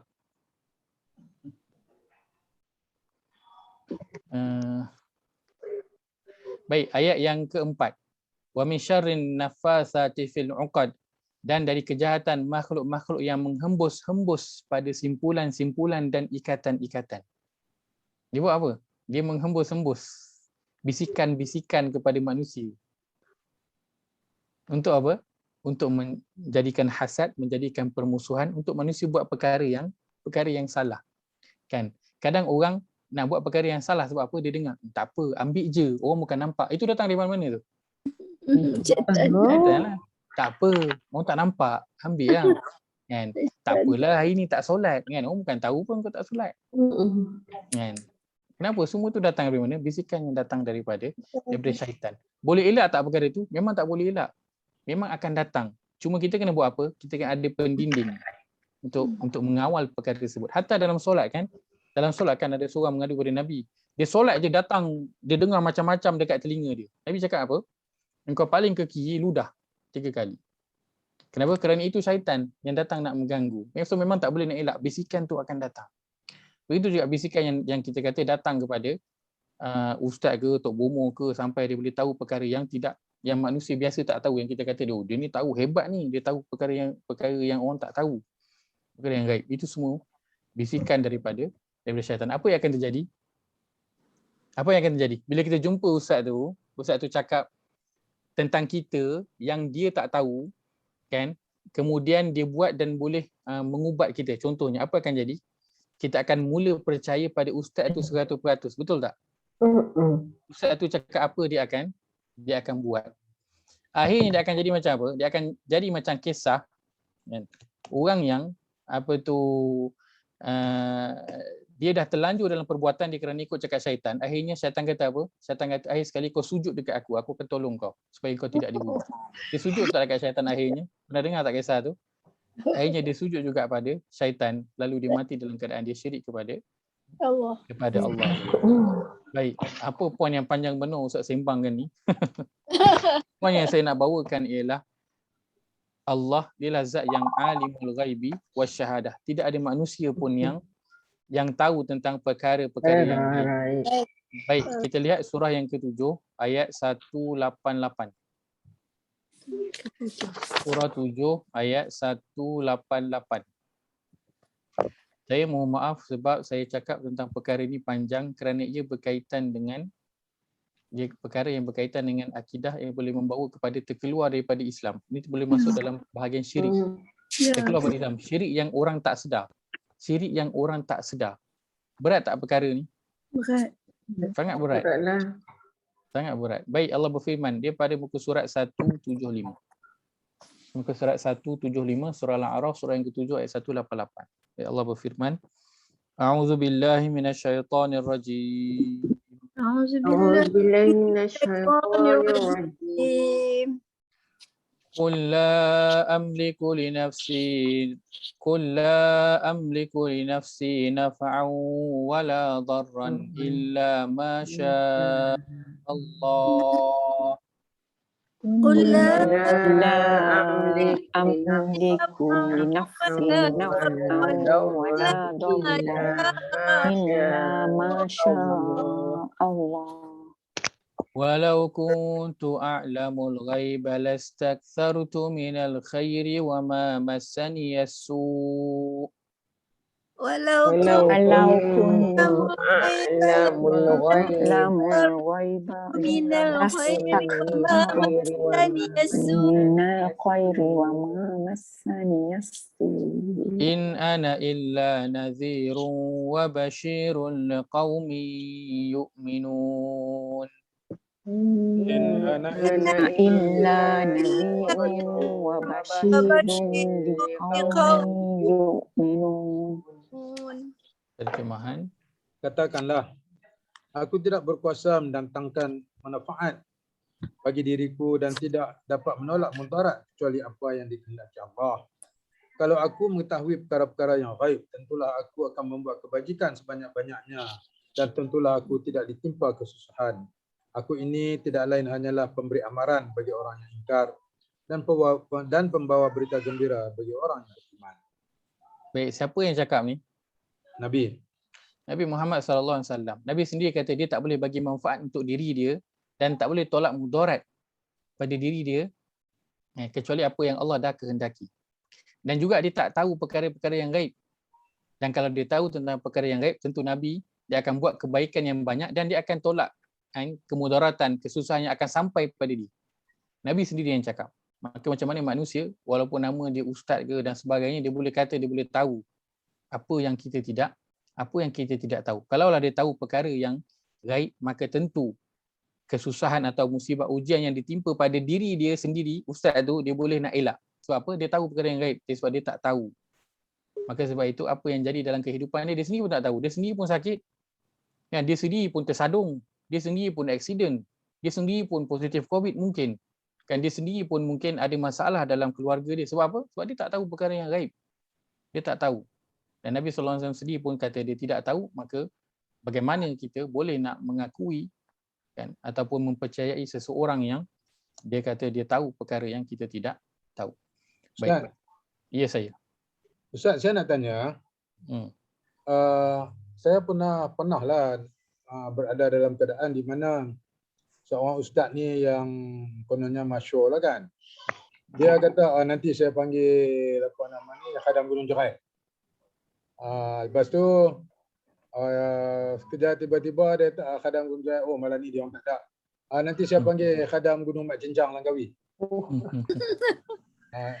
Kan?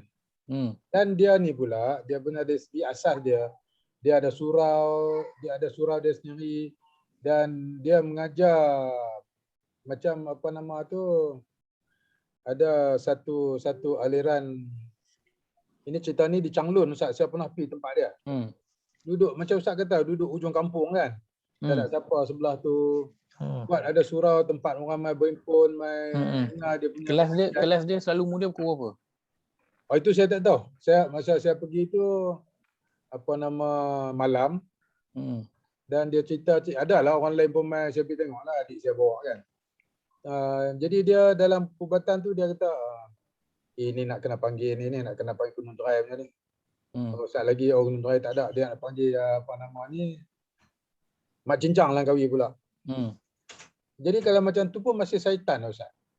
Samalah tu. Dia sebut tentang khadam. Khadam apa? Khadam itu syaitan lah. Jin lah yang dia panggil itu. Jin dia panggil.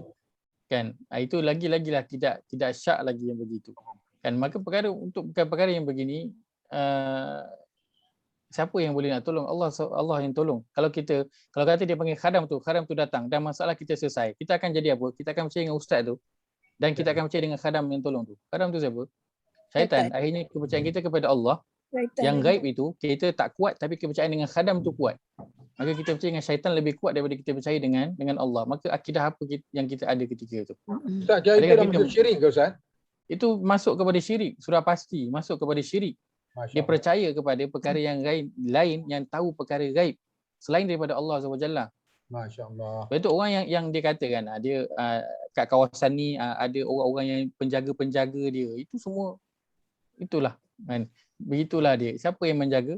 Yang jaga semua satu bumi ni Allah SWT. Tak ada zat lain yang menjaga. Tak adalah kita nak kena sembah bagi dekat ni, bagi kat nenek ni ke, minta lalu kat tok guru ni kena bagi itu, bagi ini sebagainya, tak ada. Kan bagi kepada ahli naubah ke, orang yang jaga kawasan tu kan, tiba-tiba je barang yang sangkut dekat China boleh lepas sebab apa, minta tolong ahli naubah, tak ada. Perkara itu tidak ada dalam agama. Tidak ada. Baik, saya pernah ikut juga yang macam saya sebutkan, beberapa tempat kelas dia bermula pukul 12.30 malam. Memang kelas dia orang mula 12.30 malam sampai nanti dekat nak subuh. Beberapa kali saya pernah ikuti, antaranya di Lenggung, kan daripada tempat lagi kelas dia orang memang mula pukul 12.30 malam. Pukul 12.30 malam. Baik. Tuhan zat yang mengetahui perkara yang gaib dan juga perkara yang syahadah yang boleh dilihat dengan mata. Kemudian dialah Tuhan Ar-Rahman yang Maha Pemurah dan Ar-Rahim, Tuhan yang Maha Mengasihani. Baik, kita dah lalu perkara ini pada surah Al-Fatihah mengenai Ar-Rahman dan juga Ar-Rahim. Apa perbezaan di antara Ar-Rahman dan juga Ar-Rahim? Kita dah tahu kedua-duanya diambil daripada ru'u yang sama, betul tak? Rahimah. Rahimah. Dua-dua perkataan ini ru'u dia sama. Dan ini kita ada ra, ha, mim. Ini bukan ada ra, ha dan juga mim. Di sini ya adalah tambahan, di sini alif nun adalah tambahan. Kan? Untuk perkataan Ar-Rahman, dia samalah dengan perkataan Quran. Sama. Asal perkataan Quran adalah qaf, ra, hamzah, alif nun ni tambahan. Sama. So Ar-Rahman, Quran sama. Dia ada tambahan alif nun. Sama. Baik, apa maksud? Kalau dalam kita cerita tentang bahasa, Ar-Rahman dia menunjukkan sesuatu yang kita panggil sesuatu yang berlebih-lebihan. Sesuatu yang berlebih-lebihan, sesuatu yang dahsyat. Kan? Lepas tu bila kita sebut tentang nak membaca Quran, Quran boleh baca sekali-sekala ke? Tak. Dia Quran kena baca selalu, kena baca banyak kali. Barulah sesuai dengan perkataan tu Quran. Sebab kalau tak, Allah boleh je bagi nama qiraah. Betul tak? Ada qiraah, kita pernah dengar tak? Qiraah. Qiraah maksud dia apa? Bacaan juga. Tetapi Allah letak Quran ini bentuknya Quran. Allah letakkan alif nun. Alif nun itu dalam bahasa Arab menunjukkan sesuatu yang berlebih-lebihan, sesuatu yang banyak. Sesuatu yang dahsyat. Lepas tu Quran, dia tak boleh baca setahun sekali waktu Ramadan je, tak edit, dia tak kena dengan Quran tu. Dia kena baca banyak kali. Baik. Maka bila kita tentang Ar-Rahman, Tuhan yang Maha Pemurah. Kan dalam terjemahan lain mungkin letakkan Tuhan yang Maha Pengasih contohnya, kan? Baik, maksudnya apa? Sifat pemurah dan sifat pengasih Allah Azza wa Jalla itu sikit ke banyak? Banyak. Sangat banyak, berlebih-lebihan, sangat luas dan meliputi semua. Tidak ada yang terpinggir. Tidak ada satu pun makhluk yang tak terkena sifat Ar-Rahman Allah Azza wa Jalla. Semua kena. Baik dia manusia ataupun dia binatang ataupun tumbuh-tumbuhan. Sama ada dia Islam ataupun bukan Islam. Semua akan kena pada diri setiap orang itu sifat pemurah ataupun pengasih Allah Azza wa Jalla ini. Sebab itu Allah letakkan sifat Ar-Rahman, satu zat yang berlebih-lebihan sifat kasih sayangnya. Satu zat yang sangat luas sifat pemurah dan pengasihnya. Kan? Satu zat yang kalau kita bayangkan swimming pool, airnya tu penuh sampai atas. Bukan air separuh, air penuh. Itu masuk alif nun tu, satu yang penuh. Kan? Kalau isi air penuh, full glass, bukan separuh. Kan? Kalau pergi kalau dapat keripik yang penuh tak apa bukan yang separuh je, tak. Dan kita kan sekarang kalau beli kerupuk, beli jajan kan, penuh angin, isinya suku je. Yang lebih itu angin. Angin. Kembung. Kembung dia tu yang lebih. Tapi Ar-Rahman dia penuh, full. Baik, itu yang sifat pada Ar-Rahman. Apa beza dengan Ar-Rahim pula? Kenapa tak disebutkan Ar-Rahman ni sifatnya sama? Bentuknya sama, Ar-Rahmanur Rahman contohnya. Tapi kenapa disebut Ar-Rahman dan juga Ar-Rahim? Baik, apa bezanya? Ada pendapat yang mengatakan bahawa Ar-Rahman untuk semua dan Ar-Rahim adalah khas untuk Islam. Orang beriman sahaja nanti di akhirat. Kan? Baik. Itu satu pendapat. Yang lain ialah kalau kita lihat pada perkataan Ar-Rahim, bentuk asal perkataan dia saya tuliskan.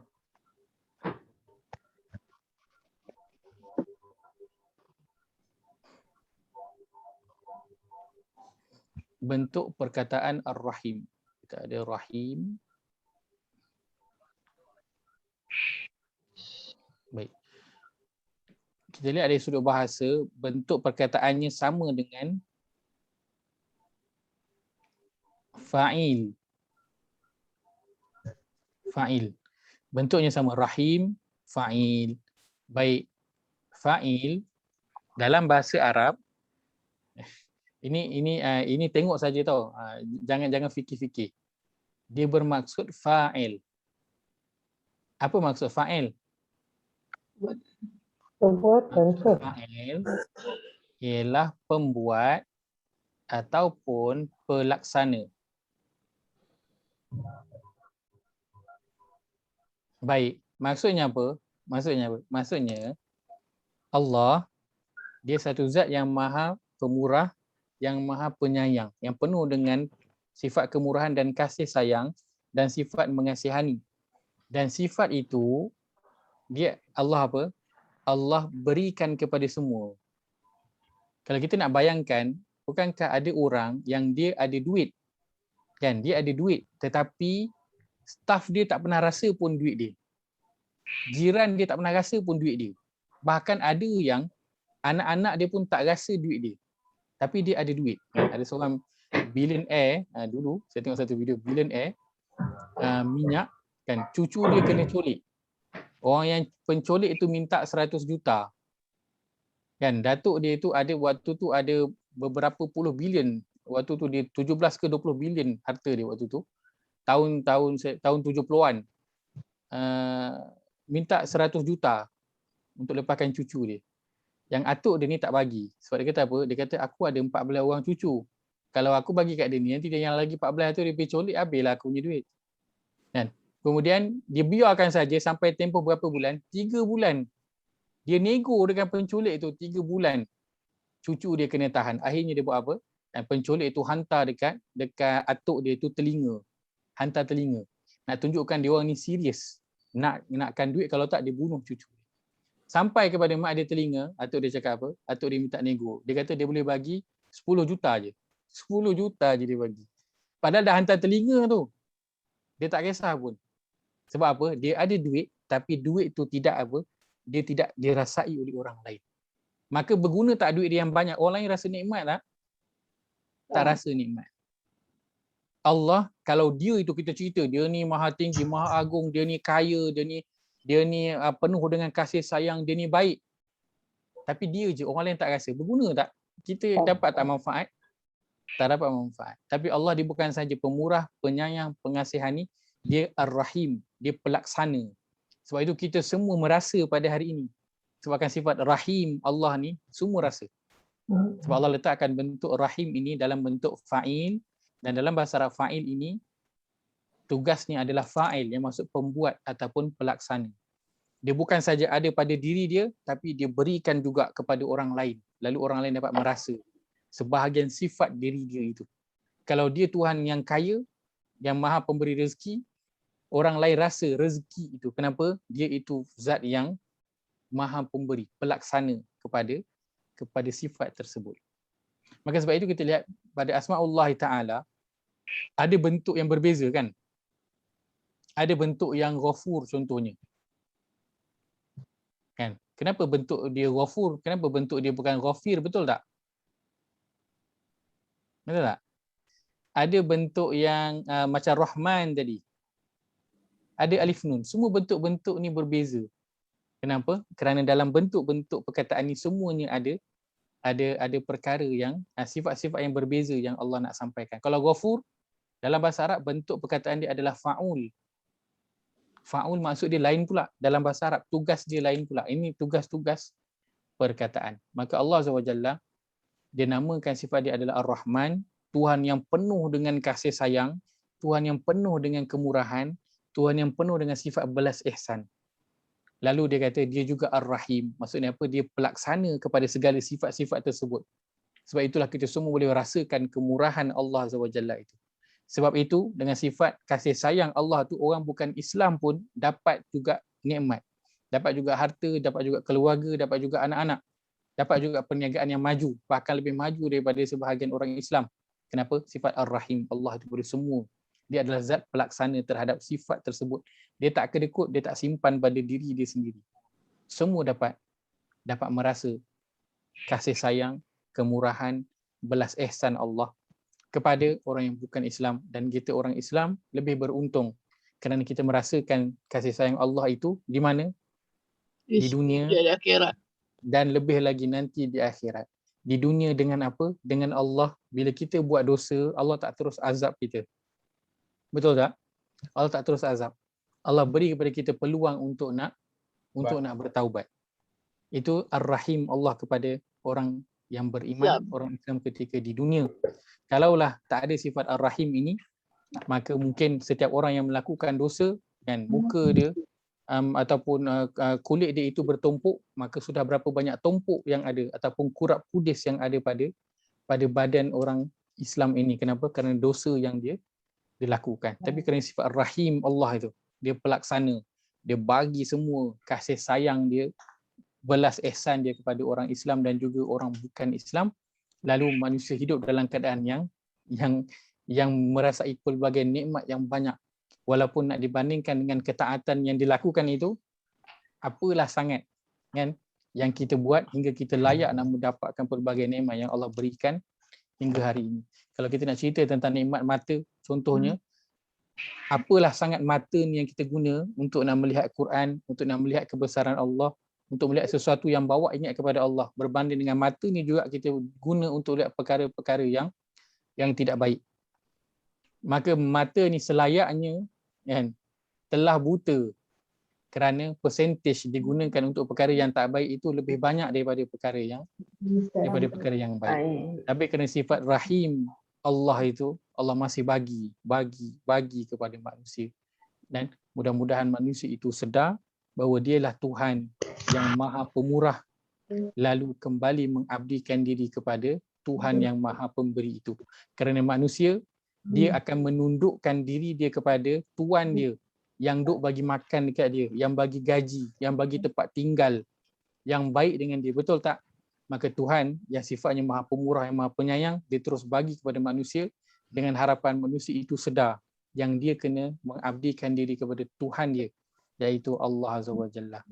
Wallahu ta'ala alam. Saya nak tanya, Ya saya. Ar-Rahim ni bagi juga ke non-Muslim? Rasa tak silap ada bezaan kan? Ya betul. Ar-Rahim dia Itu untuk orang Islam saya- ni kan? Saya Muslim sebutkan, ni kan? itu yang saya sebutkan bahawa ada pendapat mengatakan bahawa Ar-Rahim itu hanya untuk orang beriman saja, sebab firman Allah wa kana bil mu'minina rahima, dan dia dengan orang-orang beriman, iaitu Nabi Muhammad dengan orang beriman itu sifatnya Rahim. Dia tak sebut sifatnya Rahman, sifatnya Rahim, iaitu sifat Ar-Rahim. Maka sebab itu banyak ulama mendapat bahawa Ar-Rahim ini hanya khas untuk orang beriman sahaja. Kan? Tapi bila kita kaji dari sudut bahasa, Ar-Rahim itu sifatnya Maha Pelaksana. Allah akan beri kepada semua, dan jangan bimbang. Orang beriman tetap akan dapat special punya treatment nanti di akhirat. Kita tak boleh nak menghalang sifat pemurah Allah kepada orang tidak beriman. Tak boleh nak halang. Kenapa? Kerana dunia ni Allah memang akan bagi kepada kepada orang yang dia cintai dan tidak cintai, semua Allah akan bagi. Pemurah Allah, memang dia pemurah kan, memang orang kafir tu dia bagi je apa banyak harta apa semua, tapi kasih sayang dia tak bagi kan. Kasih sayang Allah beri kepada mereka, sebab itu mereka umur panjang, tak kena seksa pun, tak kena azab pun, sedangkan mereka cuba bayangkan pagi-pagi pergi dia tak kasih pun Ustaz, dia biarkan je. Pagi-pagi pergi sembah tokong tu. Tapi Allah masih sayang dekat dia. Allah tak tua matikan dia waktu tu. Allah panjangkan umur dia. Allah panjangkan umur dia. Dan sebahagiannya dengan umur yang panjang tu Allah beri kepada dia hidayah Islam. Betul tak? Sifat sayang Allah kepada mereka. Kan ada juga saya tak ingat orang mana. Saya tengok dokumentari dia sedang mengkaji Al-Quran untuk dia nak buat filem. Dia director filem. Dia nak buat filem yang memburukkan Islam. Lalu dia tengah kaji Quran. Wallahualam, saya tak ingat nama dia. Gary Lynch. Dia akhirnya jadi apa? Akhirnya peluk Islam. Niat dia baik tak ketika baca Quran? Niat dia buruk. Tapi kenapa? Sifat Rahman Allah dan Rahim Allah itu kepada semua manusia. Lalu Allah beri hidayah kepada dia. Dan sudah tentu orang beriman yang memang sifatnya itu akan lebih pemurah lagi kepada orang yang beriman nanti di akhirat. Kat dunia mungkin tak apa-apa nak nampak, Kan? Tak berapa nak rasa sangat. Kenapa siapa yang lagi beriman lagi akan teruk diuji ketika di dunia ini. Tapi nanti di akhirat sudah pasti berlebih-lebihan kasih sayang yang Allah berikan kepada orang yang beriman itu, hingga walaupun dia itu dalam dirinya itu ada apa? Iman itu sebesar, kalau kita kata sekarang yang paling kecil atom ke sawi, biji sawi paling kecil. Sawi. Itu pun Allah keluar, itu pun orang beriman telah keluarkan. Nanti yang Allah pula akan beri syafaat adalah orang yang memang imannya lagi kecil, tak tahu nak kecil macam mana lah, punya ni boleh kata satu dot ataupun hampir tak ada lah iman dia, tapi masih ada iman tu, Allah akan angkat dia keluar daripada Biji Zara. wallahu taala alam. Baik, itu saja kongsikan Ayat pada 22 dah habis ke? malam ini. Alhamdulillah, ayat kedua kita telah selesai melihat. Maka apa pengajaran besar kita nak ambil pada ayat 22, kita nak sedar bahawa Allah dia highlight mengenai perkara yang gaib, dan tentang sifat utama dia yang dia highlightkan setelah disebut bahawa dia tidak ada Tuhan yang berhak disembah melainkan dia. Dan perkara yang gaib inilah yang kita nak bergantung harap. Kenapa? Kerana kita dalam kehidupan kita tak tahu nanti musibah yang akan menimpa kita di masa depan. Kan Bill Gates kan dah warn ada satu lagi nanti yang akan terjadi lebih teruk daripada COVID. Kita pun tak tahu betul ataupun tidak. Tetapi kalau orang yang dia bergantung dan dipercaya kepada zat yang mengetahui perkara yang gaib, dia tak bimbang. Apa yang jadi masa depan, dia tak bimbang. Kerana dia tahu Tuhan itu adalah Ar-Rahman dan juga Ar-Rahim. Mesti akan beri hanya yang terbaik untuk diri dia. Hanya yang terbaik untuk diri. Maka kita nak kena kuatkan kepercayaan, kebergantungan kepada Tuhan yang Alimul Ghaibi wasyahadah. Sebab itu dalam ayat kita selalu dengar fala khaufun alaihim walahum yahzanun. Wala khaufun alaihim walahum yahzanun. Untuk orang beriman tidak ada ketakutan kepada mereka dan mereka tak sedih. Tak takut tak takut perkara yang akan datang nanti. Masa depan, dia tak takut tentang masa depan. Sebab apa dia tak takut? Walaupun kalau ikut kira-kira ekonomi makin teruk, barang makin mahal. Tapi dia tak takut tentang masa depan. Sebab apa? Sebab dia tahu yang menjaga dia adalah Tuhan yang Alimul Ghaib, yang mengetahui perkara yang gaib. Dan Tuhan itu dia Ar-Rahman Ar-Rahim yang akan menjaga dia nanti di masa hadapan dengan pengetahuan dia tentang perkara yang gaib. Maka apa yang kita kena lakukan? Kita nak kena buat apa? Kita nak kena buat apa? Ibadah. Sudah tentulah kita nak kena buat mengabdikan diri kepada Allah Azza wa Jalla. So Allah gunakan nama dia Allah. Dialah Tuhan allazi la ilaha illahu. Tidak ada Tuhan yang berhak diabdikan diri kepadanya. Maka tugas kita hanyalah mengabdikan diri kepadanya dan percaya, yakin, bergantung pada dia yang mengetahui perkara yang gaib untuk menguruskan urusan-urusan kita nanti pada masa hadapan. Dan apa saja yang terjadi dalam kehidupan kita.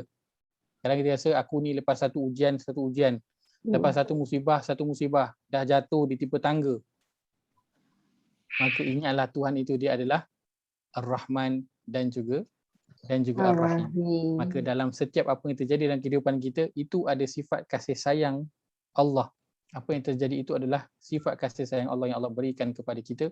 Kita sebagai ibu bapa tak pernah rotan ataupun denda anak kita kerana benci. Betul tak? Walaupun apa pun kesalahan yang mereka lakukan. Tapi kita rotan dan kita cubit, kita marah kerana apa?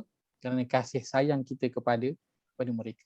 Maka apa yang jadi dalam kehidupan kita selepas ini, kita yakin itu adalah tanda sayang Allah dalam setiap yang terjadi dalam kehidupan kita. Wallahu taala a'lam. Tadi yang pasal gaib kan?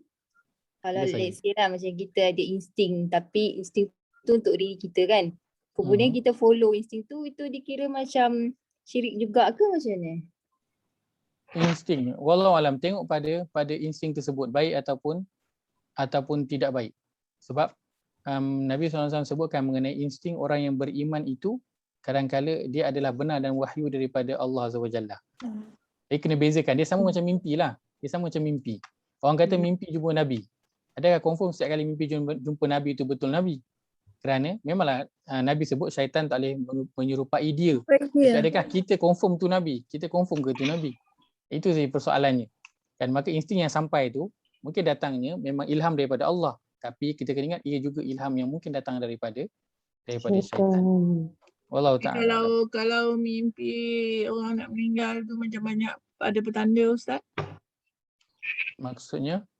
Yalah kadang macam saya nak beritahu macam mana nak cakap ni. Bukan sekali dua lah yang kalau keluarga terdekat nak meninggal macam kita dapat mimpi je lah. Baik. Okey, kalau kita Sebab beberapa benda kali ni dapat mimpi. bukan dari bumi, dari langit kan. Jadi bukan syaitan ke, ilham daripada Allah ke macam mana. Itu yang kita tak pasti kan. Baik. Maka bila kita mimpi sesuatu dan betul perkara itu terjadi dan dia terjadi beberapa kali, mimpi jadi. Baik. Maka pertama, kemungkinan ia betul pemberitahuan daripada Allah SWT. Pertama. Yang kedua, kita tak boleh 100% percaya apa yang kita mimpi selepas ini ia pasti akan terjadi. Ia pasti akan terjadi. Kenapa? Kerana nanti kat situ syaitan akan masuk. Kan? Kira kita akan dah rasa mimpi aku ni betul. Maka waktu tu syaitan akan masuk. Dia mimpi lain tak ada. Dia pasal mimpi kematian aja.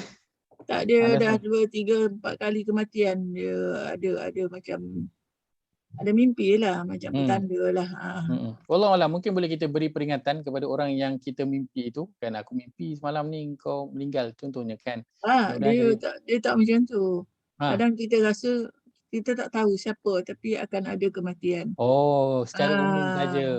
Okey. Kalau itu macam tu, kita tak tahu siapa. Kalau itu mungkinlah saja itu hanya mimpi lah. Kan ada mimpi memang Nabi SAW sebutkan tapi benar berlaku. 2-3 bulan lepas tu memang ada berlaku lah. Dan ia atas kita nak mengambil mimpi itu macam mana? Atas kita. Kalau kadang bila seseorang tu dia mimpi, dia buatkan dia jadi rasa dia contoh. Orang yang dulu biasa tapi sebabkan dia dapat mimpi dan mungkin ada sebagian mimpi tu betul. Maka dia jadi rasa apa? Aku ni dah jadi orang hebat. Aku ni dah dapat laduni ni. Aku dapat ilmu laduni dah. Tak ambil pot pun Ustaz. Tak ambil pot pun. Tapi kadang bila dah benar berlaku menyesal. Patut buat macam ni. Betul. Betul. Saya maksudkan ada sebahagian yang begitu. Sebab mimpi dia kita susah kita nak agak dia macam mana. Kan, jadi bagaimana cara kita berhadapan dengan mimpi itu. Dan baiknya bila kita mimpi sesuatu, kita ada lagi perkara yang kita tak tahu, bagus kita macam diamkan saja kan. Macam tu. Ataupun kalau kita nak kongsi, aku macam ada mimpi kan, dalam keluarga memang yang akan Nabi sebut kalau seseorang itu bermimpi, terutamanya perkara yang tidak baik, Nabi kata jangan cerita pada sesiapa. Hatta ahli keluarga pun. Jangan cerita pada sesiapa pun. Kenapa? Kadang bila kita cerita perkara tersebut dan orang tu sebut, tantah dia ni kot nak mati. Tantah nanti dia ni kena ni kot. Maka kan kemungkinan perkara tersebut benar akan terjadi. Maka Nabi kata bila seorang itu mimpi yang tidak baik, waktu tidur terjaga, dia istighfar, baca auzubillah dan alih tempat tidur. Dan kalau dia terjaga pada tidur selepas itu, jangan cerita dengan sesiapa. Simpan sahaja untuk diri dia. Wallahu a'lam. Ustaz, kalau orang mimpi Nabi ni orang kata memang betul kan? Mimpi Nabi memang syaitan tak boleh menyerupai Nabi, memang takkan boleh. Tapi persoalannya ialah kita confirm ke itu Nabi. Itu persoalannya. Kenal Nabi. Kerana syaitan dia boleh juga menyerupai orang yang pakai baju putih. Dia boleh menyerupai orang pakai baju putih. Dia boleh menyerupai orang yang muka Arab. Dia boleh pakai kopiah, pakai serban, boleh. Contoh nak pakai jubah hijau, dia boleh menyerupai. Tapi nak serupa dengan Nabi tak boleh. Cuma boleh menyerupai orang Arab pakai jubah putih dan sebagainya. Boleh. Cuma kita betul ke confirm tu Nabi? Kita bimbang, yang tu orang dia menyerupai orang Arab yang pakai jubah putih, cakap perkara-perkara yang baik. Contohnya lah kan. Lalu kita kata itu confirm Nabi. Kita tak pasti part itu yang kita tak pasti.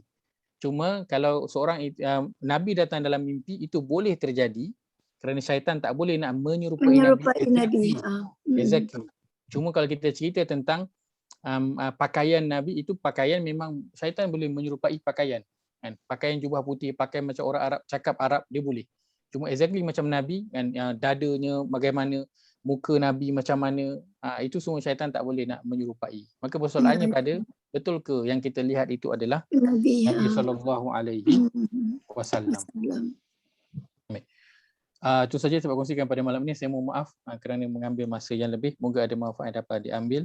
Saya mohon maaf juga jika ada tersalah kata terkasar bahasa. Qul qouli hadza wa astaghfirullahal azim li wa lakum. Allahumma ja'al hadza jama'ana jam'an marhuma wa tafarruqana min ba'dihi tafarruqan ma'sum.